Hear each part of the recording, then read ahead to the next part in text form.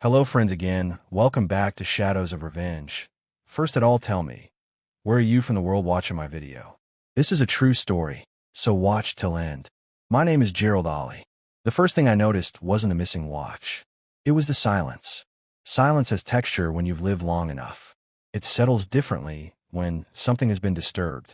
That morning, the air inside my apartment felt rearranged, as if someone had walked through my thoughts while I slept and forgotten to put them back where they belonged. I stood in the middle of the living room, coffee cooling in my hand, and listened to a space that no longer felt private. I had chosen that apartment because it was modest. After Catherine died, I didn't want echoes. I didn't want marble floors, amplifying grief, or a view expensive enough to remind me daily of everything I'd lost. Unit 4B was meant to be temporary. A quiet place. A disguise, really. Somewhere a retired man could disappear while the world forgot his name. Apparently, my family hadn't. I moved slowly through the room, the way you do when you don't yet know what's wrong but your body has already decided to be cautious. My desk, if you could call it that, was just a folding table pushed against the wall. On it sat a neat stack of folders. I was meticulous about them, not because the contents mattered, but because the order did. The blue folder on top was supposed to align perfectly with the corner of the table. It didn't. It was off by half an inch. That doesn't sound like much. But when you've spent a lifetime auditing corporations, tracing fraud through decimals and patterns no one else sees, half an inch is a confession. Someone had been here. Someone had touched my things and tried to put them back. Poorly. I checked the folders first. Pension statements. Medical records. Harmless paper. All there. Untouched in substance. Disturbed in intent. Whoever had been inside wasn't looking for information. They were looking for confirmation. Proof that the story they were telling themselves was true. I turned toward the shelf above the desk. The wooden box sat where it always had. Cedar. Simple. Unlocked. I already knew what I'd find before I opened it. That's the cruel part about experience. It robs you of surprise. I lifted the lid anyway. Empty. Catherine's pocket watch was gone. It had stopped ticking the day she died. 5 years ago. The repairman told me it could be fixed, that the mechanism was sound. I told him to leave it broken. Some things aren't meant to move forward. That watch had never been about time. It was about memory. Wait. Continuity. Megan had taken it. Not because it was valuable. It wasn't. Not because it was useful. It couldn't be. She took it because she could. Because it belonged to someone who wouldn't stop her. The anger that followed wasn't explosive. It didn't shake my hands or raise my voice. It was colder than that. It was the kind of clarity that comes when a decision has already been made somewhere deep inside you, long before your conscious mind catches up. This wasn't theft. This was testing boundaries. I sat down at the table and waited. Not for them to come back. I knew better than that. I waited for my breathing to slow, for my thoughts to align, for the accountant in me to regain control from the widower. That was when I heard the knock. It wasn't polite. It wasn't hesitant. It was familiar. Entitled. The knock of someone who believes the door exists for their convenience. I didn't answer right away. Gerald. Megan's voice slipped through the wood. It's me.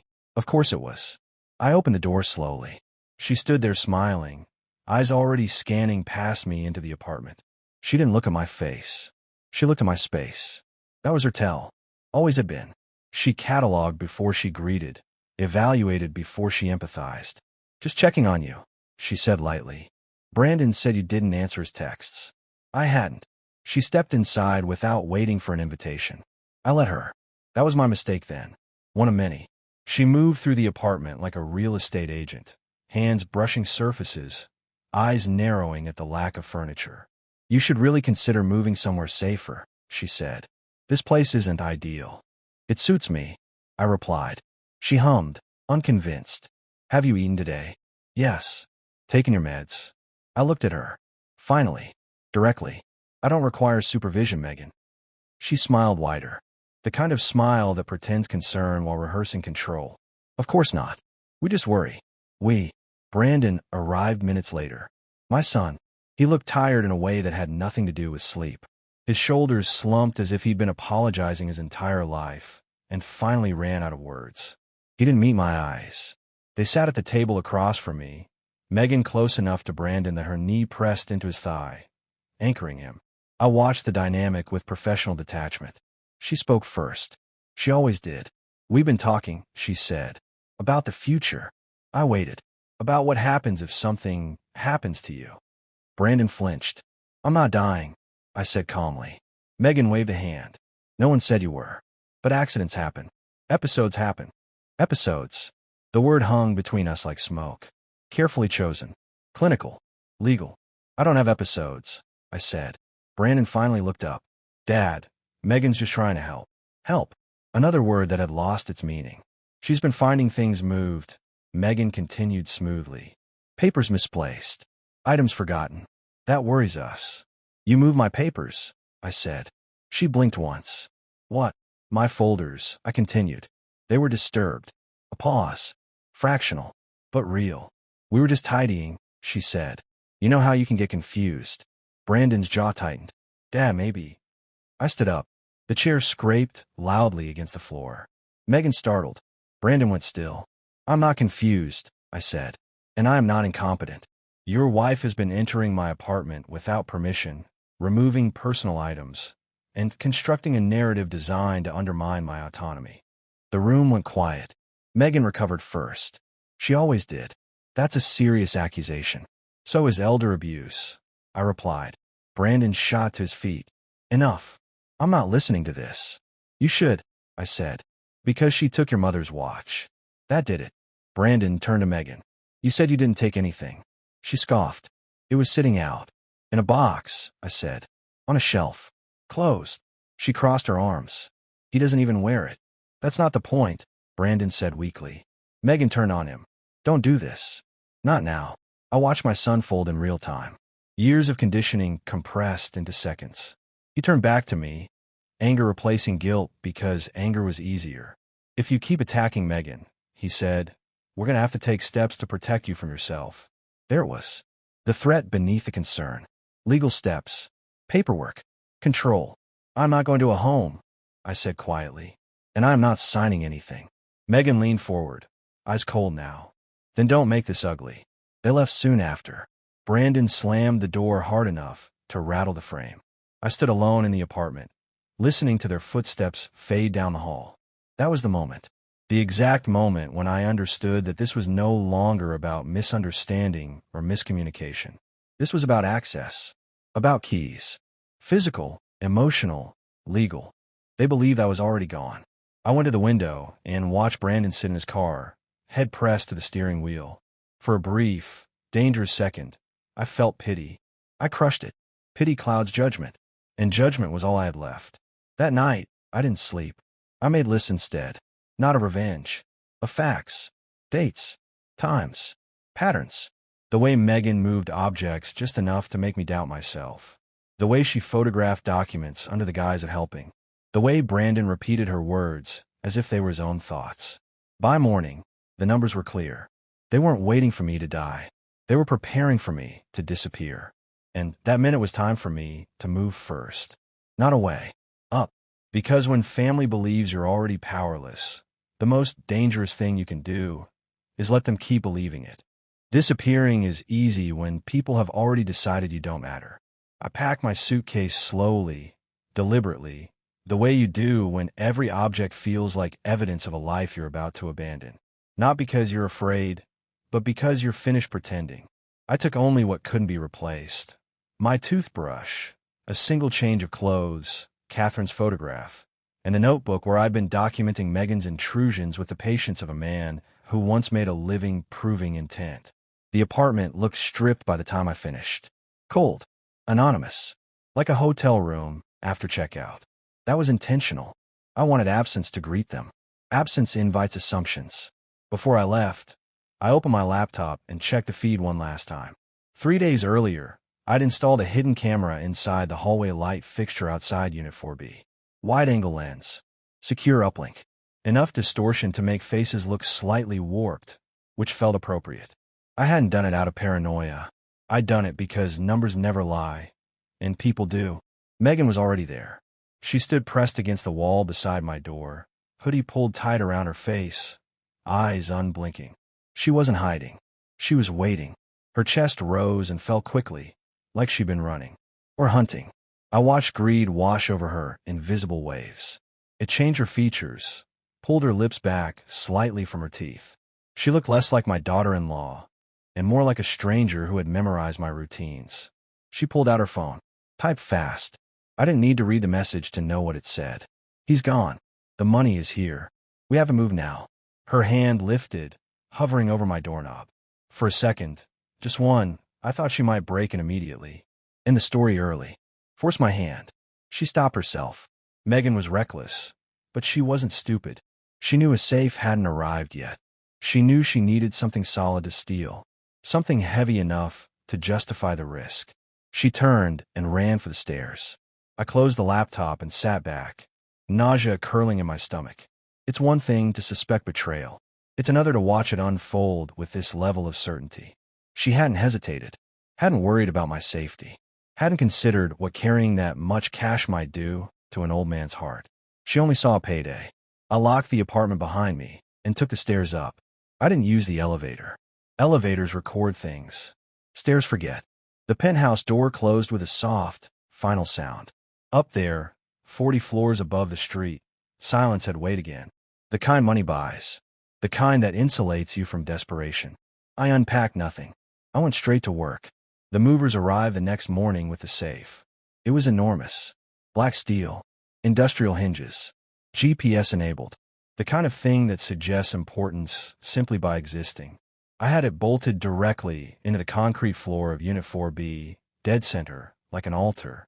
Around it, I taped signage in bright red and white. Restricted access. Authorized personnel only. Ollie Holdings. Federal tax records. The words mattered. Context matters. Law is as much about framing as it is about action. That afternoon, I sat across from Beatrice Kowalski in her corner office, watching Chicago shimmer behind her like a threat. She was drafting something on her laptop, fingers moving with surgical speed. If she breaks into a home, she said without looking up, it's burglary. If she breaks into a designated corporate archive housing federal documents, it's a different conversation. That's the conversation I want, I replied. Beatrice finally turned to me. Jerry, this is nuclear. If your son follows her into that room, he goes down as an accomplice. Then he'll have made his choice, I said. She studied me for a long moment, then nodded once.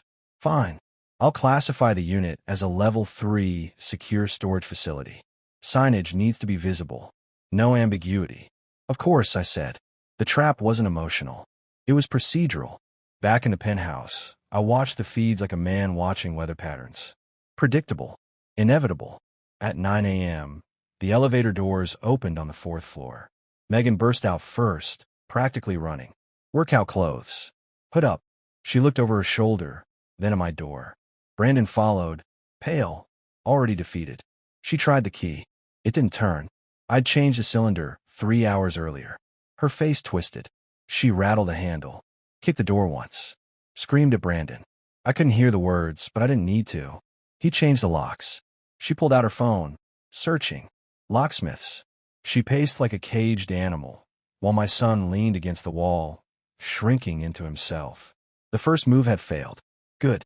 By 5:45, she tried again, this time with a locksmith. One with greasy coveralls and a tool bag full of shortcuts. He knelt, examined the lock, stood, and shook his head.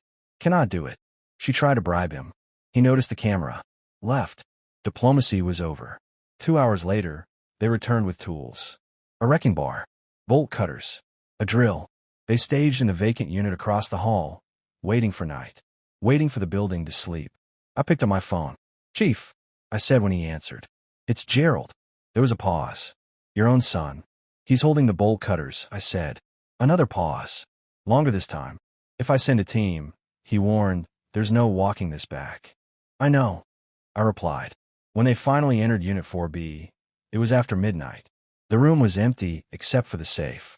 Megan ran to it like a pilgrim, dropped to her knees, whispered numbers. Brandon hesitated, flashlight shaking in his hand. He saw the signs, the warnings, the emptiness. This feels wrong, he said.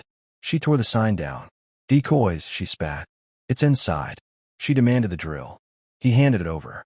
The sound filled the room. Metal screaming against metal, sparks flying. From my tower, I watched calmly. Took a sip of my drink. The bait was set. The trap was sprung.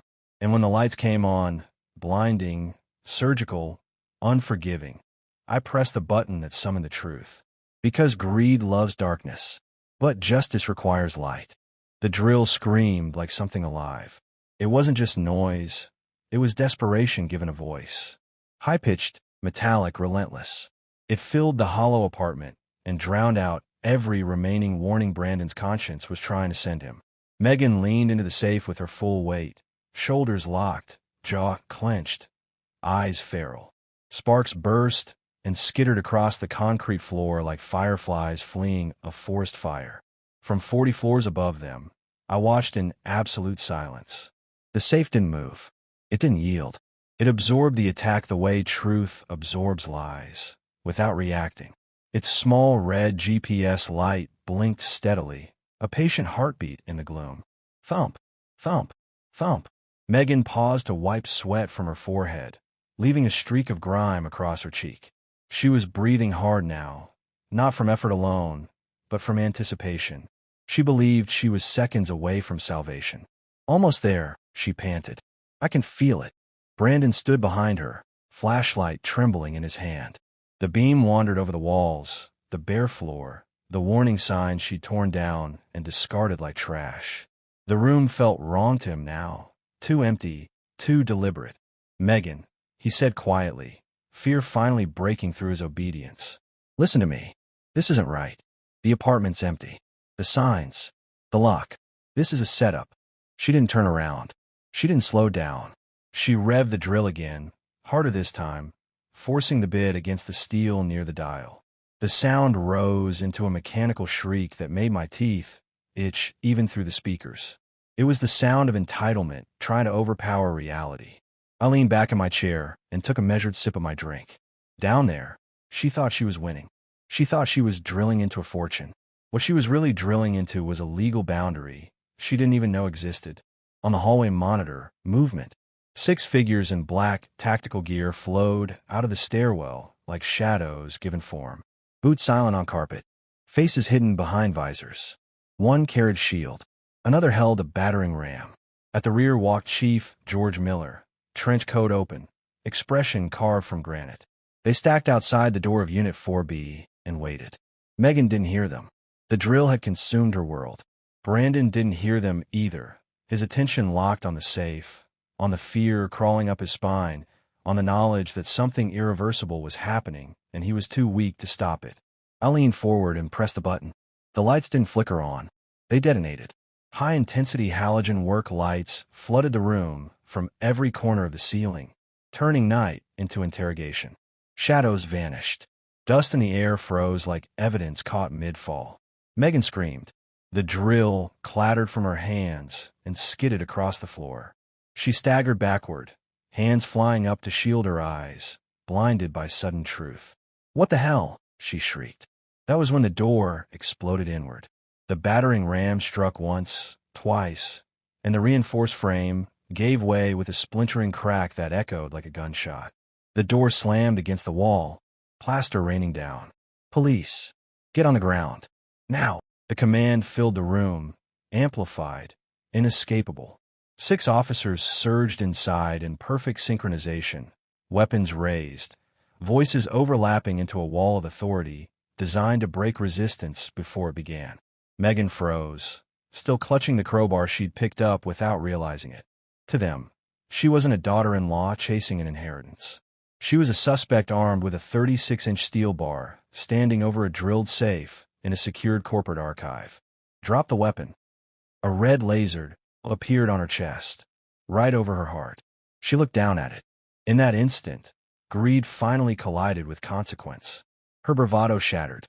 The crowbar slipped from her fingers and hit the floor with a heavy clang that echoed in the sudden silence. "On your knees," an officer barked.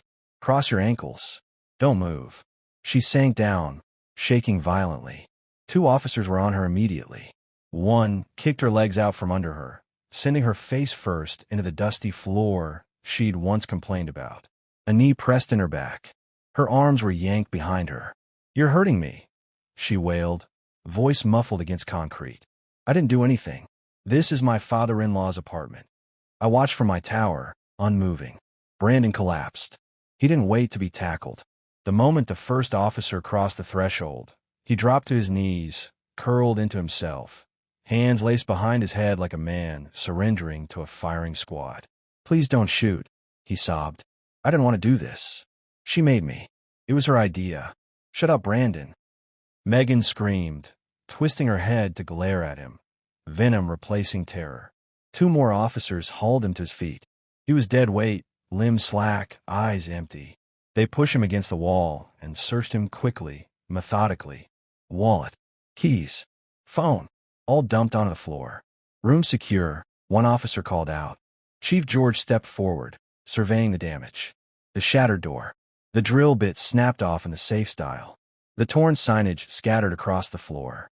"Well," he said calmly, voice carrying easily over Megan's sobs, "what do we have here?" He crouched slightly, meeting Megan at eye level. Breaking and entering. Possession of burglary tools. Attempted grand larceny. And, judging by the signage you destroyed, he glanced at the shredded warnings, tampering with federally protected records. "That's a nice bonus." Megan thrashed, hysteria overtaking calculation. "I'm not a criminal. This is a mistake.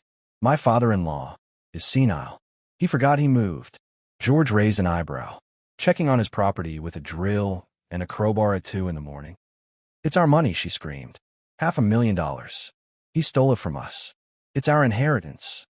George leaned closer, voice dropping, lethal in its calm. "It isn't your inheritance. It's evidence. And right now, you're not an heir. You're a perpetrator." He straightened. "Get them up. Separate them." The officers dragged Megan to her feet.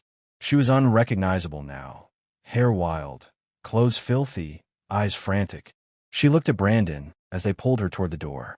"You coward," she shrieked. Tell them he called us." Brandon lifted his head. For the first time in his life, he looked at her without fear. "He didn't call us," he said, voice raw.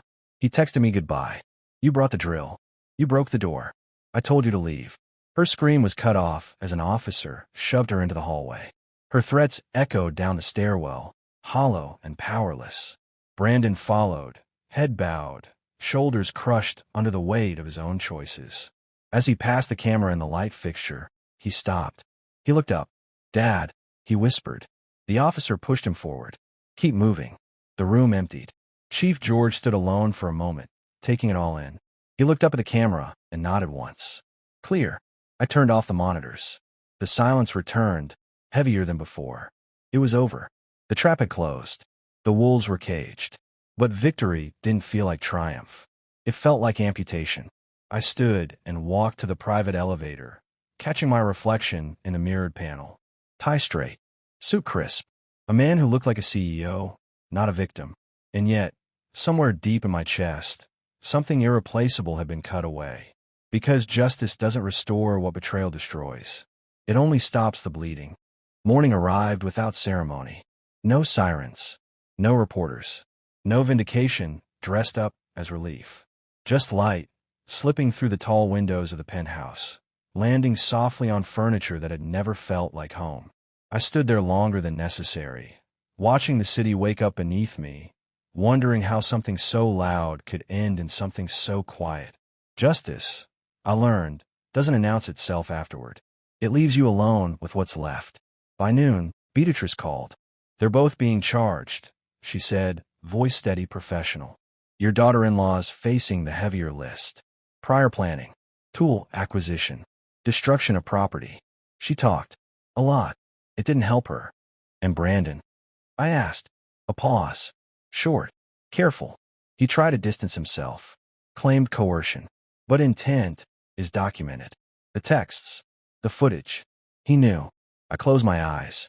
"I won't fight the charges," Beatrice continued. "But I want to be clear, Jerry, this will follow him forever.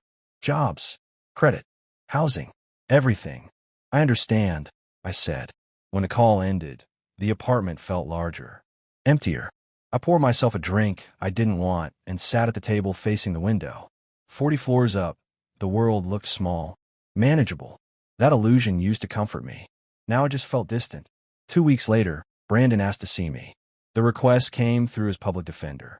Not a phone call. not a message. Paperwork. Boundaries established by failure. I agreed. The visitation room smelled like disinfectant and regret. Fluorescent lights hummed overhead, flattening everything they touched. Brandon was already seated when I arrived, hands folded, shoulders slumped forward as if gravity had finally claimed him. He looked older, smaller. He stood when he saw me, then hesitated, unsure whether that was still allowed. "Sit," I said. He did. For a moment, neither of us spoke. Words, once said, can't be retrieved. I wanted to choose carefully. "I didn't think it would go this far," he said finally, eyes fixed on the table. "She kept saying it was already ours, that you were hiding things, that you didn't trust me." "I didn't," I said calmly. He flinched. "I wanted to," I continued. "But trust requires courage. And you were afraid of disappointing her more than you were afraid of losing me." He swallowed hard. "I was scared." "I know," I said. "That's the tragedy." He looked up then, eyes wet. "Is there any way, after all this, that we can fix it?" The question hung between us, fragile and sincere. I thought of Catherine's watch, of the folders moved half an inch, of the crowbar raised like an accusation. "No," I said. The word landed gently. "Final." Brandon nodded, as if he'd expected it, as if hearing it out loud simply confirmed what he already knew. "I'm sorry," he whispered. "I believe you," I replied. "That doesn't change anything." When I left, I didn't look back. The building exhaled as I stepped outside, sunlight hitting my face like a reset button I hadn't earned. I walked without direction for a while, letting the noise of the city drown out memory. 3 months later, I sold the penthouse. I didn't need the height anymore, or the distance. I bought a small house instead, far from the city, where silence came from trees instead of money. I unpacked slowly this time, intentionally. On the first night, I opened the cedar box. Catherine's watch rested inside, untouched since the night the police returned it to me as evidence. I wound it once. It ticked, soft, steady, alive again. I sat on the nightstand and turned off the light. People like to believe revenge is loud, explosive, that it fills the whole betrayal leaves behind. It doesn't. What it does is something quieter, more honest. It teaches you the cost of love given without limits, the danger of silence mistaken for weakness, and the truth that sometimes the only way to save yourself is to stop saving those who would destroy you. The watch kept ticking in the dark. Time, at least, had chosen to move forward, and so had I.